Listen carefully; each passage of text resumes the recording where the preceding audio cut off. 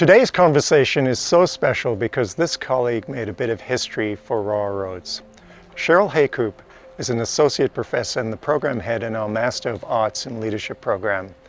And earlier this fall, Cheryl received a Michael Smith Health Research BC Scholar Award, the first time such an honor has been given to a Royal Roads researcher. This prestigious award comes with $450,000 in funding over 5 years, and that money will go towards advancing Cheryl's research into transforming cancer care for adolescents and young adults, patients who are between 15 and 39 years of age.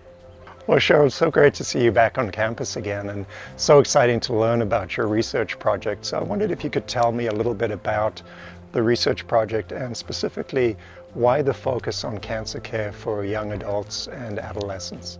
I think first off, approximately like 8,000 adolescents and young adults are diagnosed with cancer each year in Canada. And we know that their needs are different. Many of them are just starting new jobs, maybe just starting in education, have young families, or are realizing that they can't have families because of their cancer diagnosis. Also, the survival outcomes are different for adolescents and young adults, actually worse compared to children and then older adults. And then lastly, we know that the cancer care system has limited capacity to address the needs of adolescents and young adults. Yeah.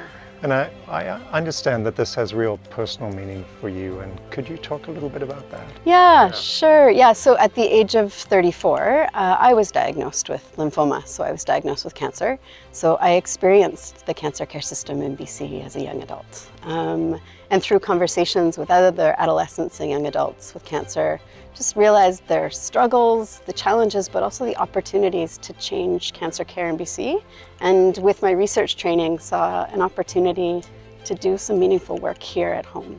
So what did you learn going through that system yourself?